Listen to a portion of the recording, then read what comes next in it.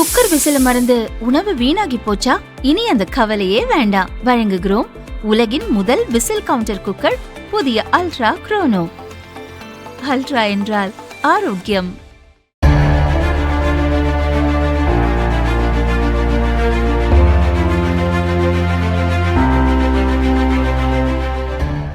And let me be clear, any entity that facilitates money laundering on behalf of Iran will be removed from the US dollar system. The clock just started ticking. Israel Iran இடையிலான போரில் America தலையிட்டதால் அது Iran America போராக மாறியது. இதனால் மேற்காசியாவில் கடந்த சில மாதங்களாக போர் பதற்றம் நீடிக்கிறது. ராணுவ தாக்குதல்கள் மூலம் ஈரானின் அணுசக்தி திட்டங்களையும் ஆயுத தயாரிப்பு மையங்களையும் அமெரிக்கா முடக்க நினைத்தது. ஈரான் மீது சரமாரியாக குண்டுமழை பொழிந்தது. ஆனால் ஈரான் அதற்கு தக்க பதிலடி தரும் வகையில் தங்கள் அண்டை நாடுகளில் நிறுத்தி வைக்கப்பட்டுள்ள அமெரிக்க ராணுவ நிலைகளை தாக்கி அழித்ததால் அமெரிக்கா அதிர்ச்சியடைந்துள்ளது. இனியும் நேரடி போரில் ஈடுபடுவதை விடுத்து ஈரான் மீது பொருளாதார போர் தொடுக்க அமெரிக்கா திட்டமிட்டுள்ளது. வரலாற்றிலேயே இல்லாத அளவிற்கு ஈரான் மீது மிகப்பெரிய பொருளாதார தாக்குதல் நடத்தப்படும் என அமெரிக்க நிதியமைச்சர் ஸ்காட் பெசன்ட் எச்சரித்துள்ளார்.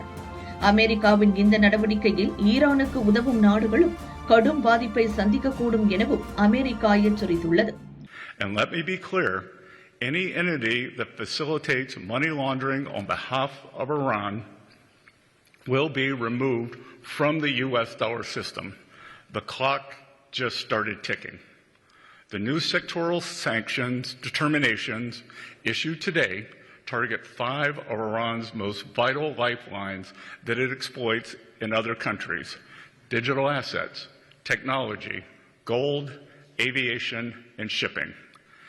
These measures broaden secondary sanctions risk for anyone foolish enough to continue conducting business with this regime, and will accelerate the speed with which we pursue them.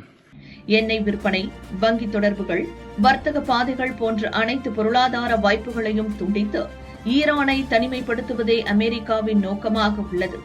அமெரிக்காவின் இந்த அறிவிப்பை தொடர்ந்து டாலருக்கு எதிரான ஈரான் ரியால் மதிப்பு வரலாறு காணாத சரிவை சந்தித்துள்ளது.